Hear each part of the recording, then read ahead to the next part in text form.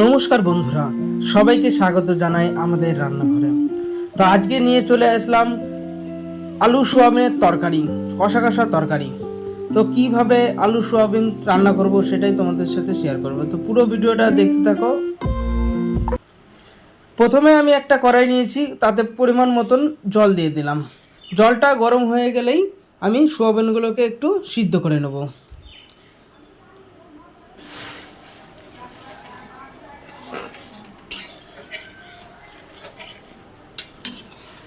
সোয়াবিনগুলো বেশ সিদ্ধ হয়ে গিয়েছে। এবার আমি একটা ছাঁকনার সাহায্যে সোয়াবিনগুলোকে তুলে নিলাম। তারপর আবার একটা কড়াই নিলাম, কড়াইয়ে তাতে পরিমাণ মতন সরষের তেল দিয়ে দিলাম।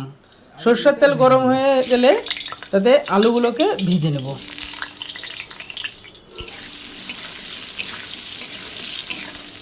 পরিমাণ মতন লবণ, পরিমাণ মতন হলুদ দিয়ে আলুগুলোকে বেশ লাল লাল করে ভেজে নেব।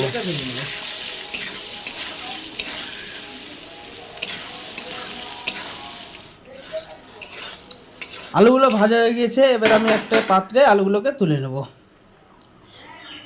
তারপর ওই তেলেই আমি যে সোয়াবিনগুলোকে সিদ্ধ করে রেখেছিলাম সেই সোয়াবিনগুলোকেই একটু লাল লাল করে ভেজে নেব এবং তাতে পরিমাণ মতন হলুদ আর লবণ দিয়ে ভেজে নেব। সোয়াবিনগুলো ভাজা হয়ে গেলে একটা পাত্রে তুলে নেব। ওই কড়াইয়ে আবার আমি সরষের তেল দিয়ে দেবো। তাতে দুটো শুকনো লঙ্কা, সামান্য পরিমাণের পাঁচফোড়ন দিয়ে হালকা নাড়াচাড়া করে নেব। তারপরে যে পেঁয়াজগুলো কেটে রেখেছিলাম সেই পেঁয়াজগুলোকে দিয়ে দেব।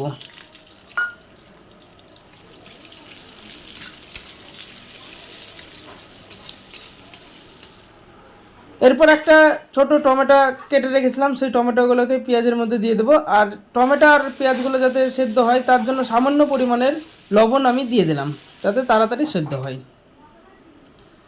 এবার আমি দিয়ে দিলাম 1 চামচ লঙ্কার গুঁড়ো, 1 চামচ হলুদ গুঁড়ো, 1 চামচ লবণ গুঁড়ো, আর দিয়ে দিলাম আদা রসুন পেস্ট দিয়ে ভালো করে মশলাটাকে কষে নেব। আর এখানে দিয়ে দিলাম আদা রসুন বাটা, যে বাটি ছিল সেই বাটির জল দিয়ে দিলাম, দিয়ে ভালো করে কষে নেব।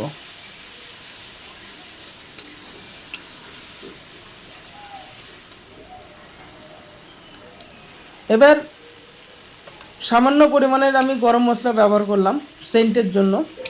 মশলাটা প্রায় হয়ে গিয়েছে, সেই জন্য গরম মশলাটা ব্যবহার করলাম। তারপরে যে আলু আর সোয়াবিনগুলো ভেজে রেখেছিলাম সেই আলু সোয়াবিনগুলোকে আমি দিয়ে দিলাম, দিয়ে ভালো করে মশলার সাথে আমি কষে নেব।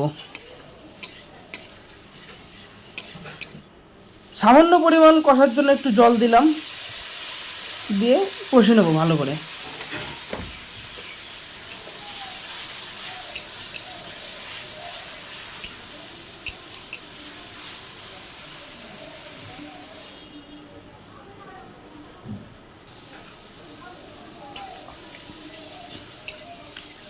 কষা হয়ে গিয়েছে।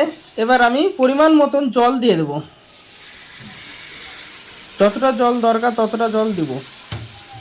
সোয়াবিনটা একটু কষা তরকারি করবে, সেই জন্য অল্প পরিমাণে জল দিলাম। এবার আমি কিছুক্ষণের জন্য রেখে দেবো, ফুটবে সেই জন্য রেখে দেবো। তরকারিটা ফুটতে লেগে গিয়েছে। প্রায় আমি 5 থেকে 10 মিনিট সবজিটাকে আমি ফুটিয়ে নেব ভালো করে।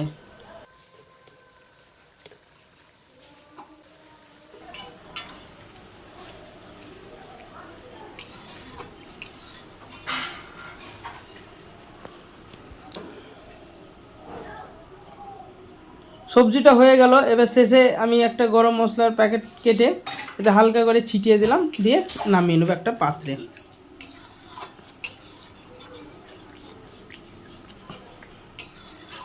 তো আলু সোয়াবিন কষা তরকারি আমার কমপ্লিট। তো ভিডিওটা ভালো লাগলে সবাই লাইক করবে, শেয়ার করবে, কমেন্ট করবে আর চ্যানেলটিকে সাবস্ক্রাইব করে দেবে। তো আজকের মতন ভিডিও এইখানে শেষ করলাম, দেখা হবে পরের ভিডিও। আর সকলেই সুস্থ থেকো, ভালো থেকো।